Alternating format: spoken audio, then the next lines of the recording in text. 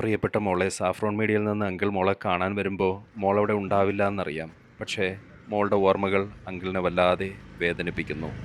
പ്രിയപ്പെട്ടവരെ, നമ്മളിപ്പോൾ നിൽക്കുന്നത് വെള്ളറുടെയാണ്.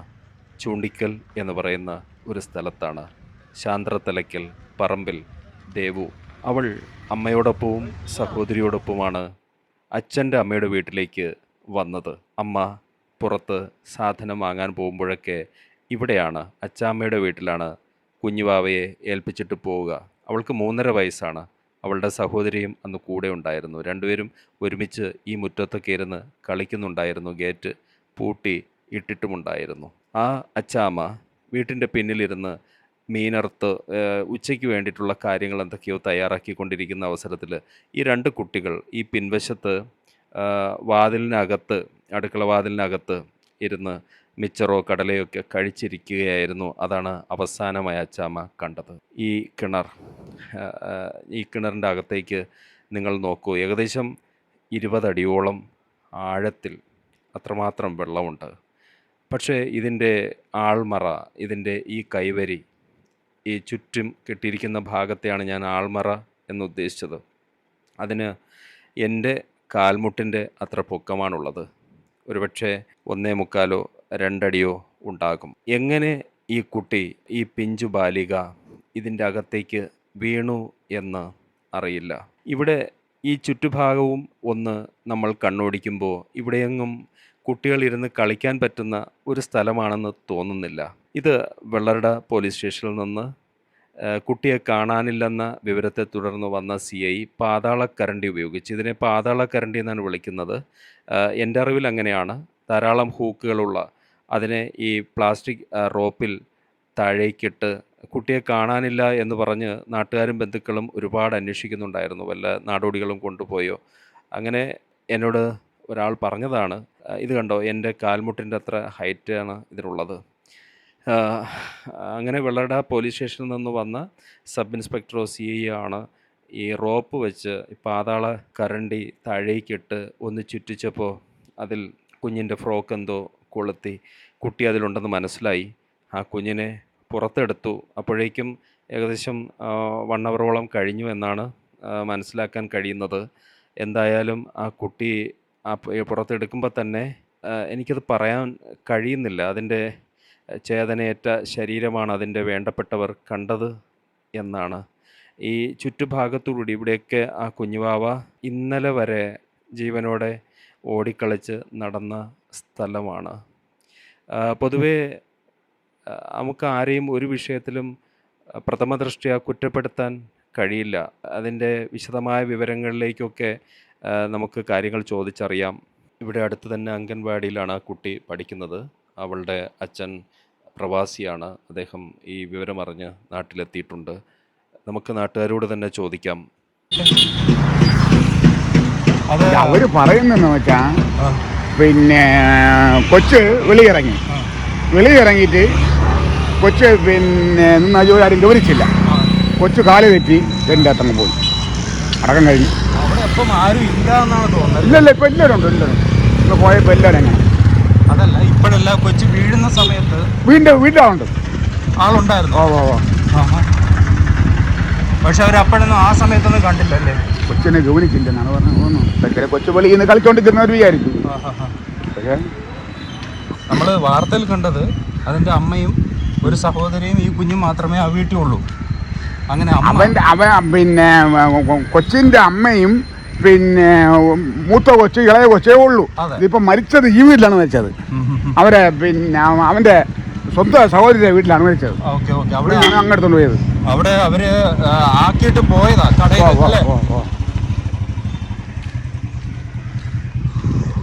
ദുഃഖം തളം കെട്ടി നിൽക്കുന്ന ആ വീട്, അവിടെയാണ് ദേവു അവസാനമായി ഓടി വളരെ സന്തോഷത്തോടെ കളിച്ച് നടന്നത്.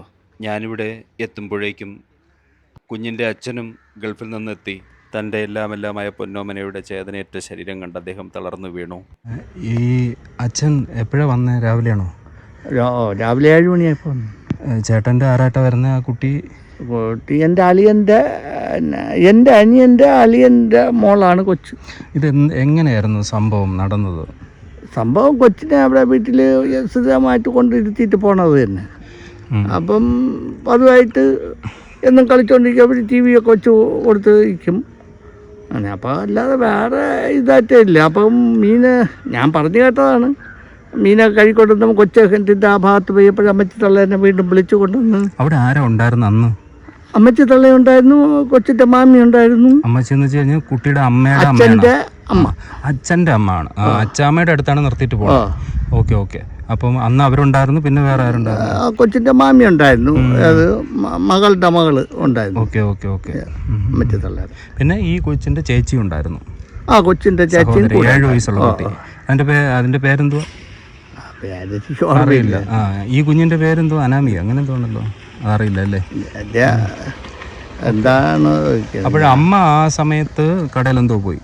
അമ്മ ഈ കൊച്ചിനെ അവിടെ ഏൽപ്പിച്ചിട്ട് അതുമായിട്ട് ഇങ്ങനെയൊക്കെ ആവശ്യത്തിനൊക്കെ പോണത്. അമ്മയ്ക്ക് ജോലിയൊന്നും ഇല്ലല്ലോ. ഇല്ല. അപ്പോൾ ഈ കൊച്ചിന് പ്രായം എന്ന് പറയുന്നത് 3 വയസ്സല്ലേ? 3 വയസ്സും 4 മാസമൊക്കെ ആയി. അപ്പോൾ ഇത് സംഭവം കാണാതായെന്നറിയുന്നത് എപ്പോഴാണ്? ഇന്നലെ. അപ്പോഴും എന്നെ ഇവര് അവിടെ കിടന്ന് അടിച്ചപ്പോഴും ഇങ്ങനെ കിണറ്റിലോട്ട് പോയെന്നല്ല, കിണറ്റിൽ പിടിച്ചോണ്ട് കിണറ്റിന്റെ ആ ഭാഗത്ത് പെയ്തെ പിടിച്ചുകൊണ്ടിരുത്തിയല്ലേ. നെറ്റില്ല. ഓക്കെ. 1.5 അടി മുട്ടിന് താഴെ തന്നെ പൊക്കുള്ളൂ അതിന്റെ. അപ്പൊ എന്തായാലും വീഴുന്ന ആരും കണ്ടില്ല. അപ്പൊ ഇങ്ങനെ ഉണ്ടെന്ന് ആക്കും ഒരു സംശയം പോലും ഇല്ല. വീഴുന്ന ഒരു ഒച്ച അന്ന് ആരും കേട്ടില്ല. കാരണം വെള്ളമുണ്ട്, നിറച്ച് വെള്ളമുണ്ട്. അപ്പൊ ഈ കൊച്ചു കപ്പ അന്തരം എടുക്കാൻ അന്തരം ശ്രമിച്ചതിനിടയ്ക്ക് അങ്ങ് പോയതാണ്. കപ്പതിൻ്റെ അകത്ത് കിടന്നു, പ്ലാസ്റ്റിക് കപ്പ് പുറത്ത് നടന്നു. അപ്പൊ ആ ഡൗട്ട് കൊണ്ട് ഇവർ കമ്പൊക്കെ ആയിട്ട് കറക്കി വയ്ക്കും, ഒരു രക്ഷയില്ല. പിന്നെ അവർ പാതാള കണ്ടി എടുത്തോണ്ട് വന്ന് സർക്കിളാണ്, നമ്മളെ വെള്ളത്തെ സർക്കിളാണ് ഇറങ്ങി എടുത്തത്. അപ്പൊ ഇതിട്ട് ഇങ്ങനെ കറക്കി ചുറ്റി വലിച്ചപ്പോൾ അപ്പോഴ് SIയും പോലീസൊക്കെ വന്നിരുന്നു. അതിൽ കുടുങ്ങി വന്നു. അങ്ങനെയാണ് ഫ്രോക്കിൽ കുടുങ്ങി. വേറെ ആൾക്കാരൊക്കെ എല്ലാവരും ഉണ്ട്, നിറച്ച ആളുണ്ട്. അപ്പോഴും ഞാൻ ആ സമയത്താണ് അവിടെ വരുന്നത്. അപ്പോൾ ഈ ഒരു വഴി ഒതുക്കണു കൊച്ചിനെ കൊണ്ട് പോകാൻ വേണ്ടി. അപ്പം നമ്മൾ ഒതുക്കി കൊടുത്തു, അവർ കൊണ്ടുപോയി. അപ്പോഴാണ് ഈ കാര്യങ്ങൾ അറിയുന്നത്. Okay okay. അപ്പോൾ ഈ പിന്നെ കുട്ടി വീണ് ഏകദേശം 2 മണിക്കൂറിനകത്ത് തന്നെ? 2 മണിക്കൂറൊന്നും ആയില്ല, അതിന് മുമ്പ് തന്നെ എടുത്തു. വിഴുന്ന് ഒരു അപ്പോഴേ തെരച്ചിൽ തുടങ്ങിയല്ലോ. ഒരു എല്ലാം കൂടി ഒരു 1/2 മണിക്കൂറിനകത്തേ വരും. അപ്പോഴ് ജീവൻ ഇല്ലായിരുന്നു, ജീവൻ തുടിപ്പില്ല. ഇവര് നന്നാ നോക്കി ഒരു ഉടൻ തന്നെ കൊണ്ടുപോയി, സമയം പാഴാക്കിയില്ല. അവിടെ വെച്ച് തന്നെ കൃത്രിമ ശ്വാസം കൊടുക്കാനും ഒക്കെ ശ്രമിച്ചു. എന്നിട്ട് തന്നെ ഉടൻ മിന്നൽ വേഗത്തിൽ തന്നെ കാര്യങ്ങൾ അങ്ങനെ കൊണ്ടുപോയി. അടുത്ത ഏത് ഹോസ്പിറ്റലിലേക്കാണ് കൊണ്ടുപോയി? ആനപ്പാറയ്ക്ക് കൊണ്ടുപോയി. അപ്പോഴവര് സ്ഥിരീകരിച്ചു. ആ കാണുന്ന നീല ടാർപ്പ് വലിച്ചു കെട്ടിയിരിക്കുന്ന ആ വീടിൽ ഇനി മുതൽ ഈ കുഞ്ഞു വാവ ഇല്ല. അതിൻ്റെ ഓർമ്മകൾ അവരെ എന്നും വേട്ടയാടുകയും ചെയ്യും. ഈ കുഞ്ഞിൻ്റെ സഹോദരിയും അമ്മയും അച്ഛനുമൊക്കെ വല്ലാത്ത ഒരു മാനസിക അവസ്ഥയിൽ വീട്ടിൻ്റെ ഉള്ളിൽ ഉണ്ട്. കരഞ്ഞും നിലവിളിച്ചും ഒക്കെ കുഞ്ഞിനെ യാത്രയാക്കിയിട്ട് മിനിറ്റ്സുകൾ മാത്രമേ ആയിട്ടുള്ളൂ. 10:30-ക്കാണ് നമ്മളിവിടെ എത്തിയത്. 10 മണിക്കായിരുന്നു അതിൻ്റെ ചടങ്ങുകളൊക്കെ നടന്നത് എന്ന് എൻ്റെ അടുത്തിരുന്ന ഒരാൾ എന്നോട് പറഞ്ഞു. കുഞ്ഞുങ്ങൾക്ക് ഏറെ സ്വാതന്ത്ര്യം നമ്മൾ കൊടുക്കുമ്പോഴും അവർക്ക് ചുറ്റും ഉണ്ടാകാൻ ഇടയുള്ള ചെറിയൊരു അശ്രദ്ധ കൊണ്ടുപോലും ജീവൻ അപായപ്പെട്ടു പോകാൻ ചാൻസുള്ള കാര്യങ്ങളെക്കുറിച്ച് മുതിർന്നവർ കൂടുതൽ ജാഗ്രത പുലർത്തണം എന്ന് തോന്നുന്നു. ഒത്തിരി ഉദാഹരണങ്ങൾ നമുക്ക് ചുറ്റും അങ്ങനെ സംഭവിച്ചതുകൊണ്ടാണ് ഈ പറയുന്നത്. എൻ്റെ സഹോദരിയുടെ മോൻ്റെ മകളാണിത്, 2ാമത്തെ മകൾ. ഇത് എന്തായിരുന്നു ഇത് ആക്ച്വലി സംഭവിച്ചത്? ആക്ച്വലി ഈ കുട്ടി സ്വന്തം തന്ത വന്നിട്ട് ഗൾഫിലാണ്, ദുബായിലാണ്. അപ്പോൾ ഈ 2 കുട്ടികളെയും സംരക്ഷിക്കുന്ന ഇവിടെയാണ്. ഇപ്പോൾ ഈ വീട്ടിൽ ഒറ്റയ്ക്കാണ് താമസിക്കുന്നത്. അവിടെ ഈ കുട്ടിയെ കൊണ്ടാക്കിയിട്ട് സാധനങ്ങൾ വാങ്ങിക്കാനായിട്ട് മിക്കവാറും പോകും. അപ്പോൾ 2 മണിക്കൂർ കഴിഞ്ഞ് തിരിച്ചു വരും. തിരിച്ചു വന്നിട്ട് ഈ കുട്ടിയും കൊണ്ടിങ്ങി വരും. അപ്പോൾ ഞാൻ ഇന്നലെ ഒരു ചെറിയ വിളി കേട്ടു. അപ്പോൾ ഞാൻ അങ്ങോട്ട് പോയപ്പോൾ കുട്ടിയെ കാണാനില്ലെന്നാണ് പറഞ്ഞത്. അപ്പോൾ അതിനു മുമ്പ് ഈ കുറേ പെണ്ണുങ്ങളൊക്കെ വരും, ഈ പൈസ പിരിക്കാനായിട്ട്, പാണ്ടികൾ, നാടോടികൾ വന്ന് ഇങ്ങനെ 2 ദിവസത്തിന് മുമ്പ് വരികയും അതാണെന്ന് ഞാൻ വിചാരിച്ചു. പിന്നെ അങ്ങോട്ട് കൂടുതൽ അടുത്തില്ല. ഉടൻ തന്നെ ഞാൻ അവിടെ ഓടിയെത്തിയപ്പോൾ കാണാം കുട്ടിയെ കാണാൻ. ഞാൻ കാര്യം തിരക്കിയപ്പം പറയുകയാണ് ഇങ്ങനെ 2 പേരും കൂടി മിക്സറും കടലയും തിന്നുകൊണ്ടിരുന്നു. ഒരു കുട്ടി കാണാനില്ല. അവിടെ തിരക്കിയപ്പോൾ ഒരിടവുമില്ല. ഗേറ്റ് ഫ്രണ്ട് വശം പൂട്ടിയിരുന്നു. ഉടൻ തന്നെ പിന്നെ കിണറ്റിലേക്ക് ഉള്ള നോട്ടമായി. കിണറ്റിലാണെങ്കിൽ ശുദ്ധമായി ഒരു 20 അടി വെള്ളം ഉണ്ടായിരുന്നു. 20 അടി വെള്ളത്തിൻ്റെ അടിയിലാണ് ഈ കുത്തി കിടക്കുന്നത്. പക്ഷേ അടിയിൽ കിടക്കുന്ന സാധനമൊക്കെ ഈ ഒരു വാളിയുണ്ട്, അതാ അലായില്ല വാളി വെള്ള, അത് കിണറ്റിനകത്തുണ്ടായിരുന്നു. അത് മോളിൽ നിന്ന് നോക്കിയാൽ അറിയാം. ഉടൻ തന്നെ ഒട്ടട SI ഒക്കെ വന്നു. ഞാൻ എൻ്റെ അടുത്ത് അങ്ങേര് ചെരുപ്പൊക്കെ കൂരിയിട്ട് വളരെ കഠിനാധ്വാനം ചെയ്തു. അങ്ങേര് നല്ല ആത്മാർത്ഥമുള്ള SI ആണ്, ആരായിരുന്നാലും. അങ്ങേര് ഇറങ്ങി അവിടെ നിന്നിട്ട് അപ്പോൾ ഒരാൾ പാതാളക്കണ്ടിയെന്ന് പറഞ്ഞു. പാതാളക്കണ്ടി കൊണ്ടുവരികയും ഈ അങ്ങനെ ഇട്ട് വെള്ളത്തിലിട്ട് കറക്കിയപ്പം ഒരു പിടുത്തം കിട്ടി. അപ്പോൾ SI അതിൻ്റെ അദ്ദേഹം പറഞ്ഞു കുട്ടി ഇതിനകത്തുണ്ട്. എന്നിട്ട് വെള്ളത്തിൻ്റെ അടി കിടക്കുന്നത് മുകളിലോട്ട് അടിക്കും സ്പീഡായിട്ട് വരും. പക്ഷേ വെള്ളത്തിൻ്റെ മുകളിൽ വരുമ്പോൾ ഭാരം കൂടും. ഉടനെ എടുത്തു. ഞാൻ എന്നിട്ട് സാറിനോട് ഞാൻ ചോദിച്ചു, സൈഡിക്കാൻ ചോദിച്ചു, സാറേ ശ്വാസം ഉണ്ടോ എന്ന് ചോദിച്ചു. ഇല്ല, പോയി. എന്നാൽ ഈ കുട്ടിയെ സംബന്ധിച്ചിടത്തോളം ഈ വയറ്റിൽ വെള്ളം കയറിയില്ല. സാധാരണ വെള്ളം കുടിക്കുന്ന ആൾ ബലൂൺ പോലെ വേറെ വീഴും. അങ്ങനൊരു സംഭവം ഇല്ല. ഉടൻ തന്നെ എടുത്തു. സൈ പറഞ്ഞു ഏതെങ്കിലും ആശുപത്രി കൊണ്ടുപോകണമെങ്കിൽ കൊണ്ട് ഉടനെ ഏർപ്പാട് ചെയ്തുകൊണ്ട് അപ്പോഴേ കുട്ടി മരിച്ചു. SI പറഞ്ഞു എൻ്റെ പറഞ്ഞു. ഞാൻ പറഞ്ഞു സാറ് ശ്വാസം ഉണ്ടോ എന്നാണ് ചോദിച്ചത്. ശ്വാസം ഇല്ല എന്ന് പറഞ്ഞു. കുട്ടിയെ പുറത്തെടുത്ത് അത്യാവശ്യം പ്രഥമ ശുശ്രൂഷ CPR കൊടുത്തോ? അത് അതിനുള്ള ഇല്ല സാർ, ഇല്ല. കാരണം വയറ് ബലൂൺ പോലെ ഇരുന്നല്ലേ കൊണ്ട് കിടത്തിയിട്ട് നമ്മൾ അമർത്തുമ്പോൾ ഈ വെള്ളം വായി കുടിക്കുമ്പോൾ അതൊന്നും ചെയ്യാതെ തന്നെ വണ്ടിയിൽ കയറ്റി കൊണ്ടുപോകും. സാറിന് അങ്ങനെ ഇല്ല, വെള്ളം ഇല്ല. അതുകൊണ്ടാണ്. അല്ലെങ്കിൽ എത്രയോ കുട്ടികളെ ഇഷ്ടപ്പെടുത്തി ആരായിരിക്കും ഈ സബ് അങ്ങനെയൊക്കെ അറിയാമല്ലോ. എന്തായാലും വീണിട്ട് ഏകദേശം 1 ഹവറോളം ആയിട്ടുണ്ട്. 1 ഹവറിൽ കൂടുതലായി. അതാണ്. ശരി കേട്ടോ. ഞാൻ ഒരിക്കലും ഇവിടെ വന്നു. പുള്ളി പറഞ്ഞത് ഇന്റർലോക്ക് ചെയ്യുന്നില്ല പറഞ്ഞു. ഇവിടെ ഇന്റർലോക്ക് ചെയ്തു ഒന്നും ചെയ്തിട്ടില്ല. അല്ല, ആ കുട്ടി കളിക്കാൻ ഈ ഒരു ഡയറക്ഷനിൽ വരാനുള്ള സാധ്യത വളരെ കുറവ്. കാരണം കളിക്കാനുള്ളൊരു ഏരിയ അല്ല ഇത്. കംപ്ലീറ്റ് ഇതുപോലെ കണ്ടോ. ഇത് അടുക്കള ഇവിടെ കുടിഞ്ഞിറങ്ങി. ഇവിടെ കൂടി ഇറങ്ങിയിട്ട് വാങ്ങുന്നുണ്ട് അലായി.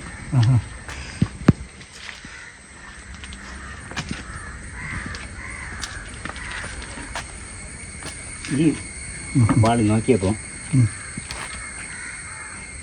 ഈ വാലി എന്ന് പറയുന്ന കപ്പിന് പറയുന്ന പേരാണോ? കപ്പല്ല, കപ്പ് കപ്പുണ്ടായിരുന്നു. പെയിൻ്റൊക്കെ പറഞ്ഞത് കപ്പ്. ഓ, അത് ശരി. അത് കാണാനില്ല. ഓ, ഇത്. അപ്പോൾ ഈ സാധനം വെള്ളത്തിനടിയിലായിരുന്നു. അത് വെച്ച് അവൾക്ക് കോരിയെടുക്കാൻ എന്തായാലും കഴിയില്ല. എന്തായാലും ഇവിടെ പൊക്കം കൂടുതലാണ് അല്ലേ? അവിടെ പൊക്കം കൂടുതലാണ്. പക്ഷെ അപ്പുറത്ത് പൊക്കം കുറവാണ്.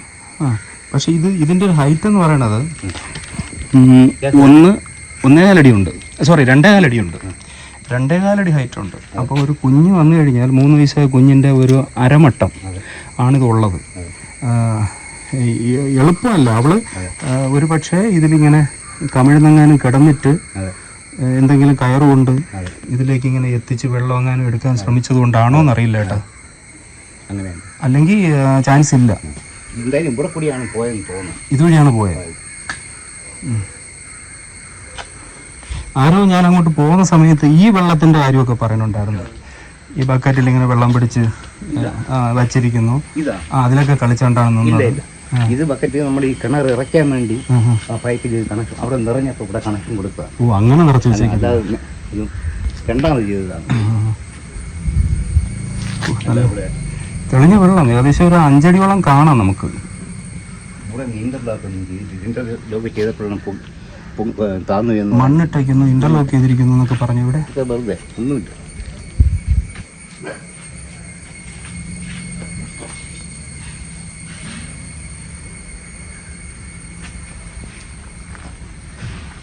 ഈ പറമ്പും ഈ വേസ്റ്റൊക്കെ ഇങ്ങനെ ഇട്ടേക്കുന്ന ഒരു പറമ്പാണ്.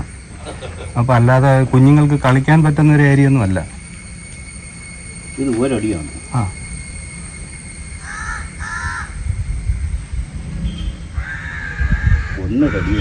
അത്രേ ഉള്ളൂ അല്ലേ?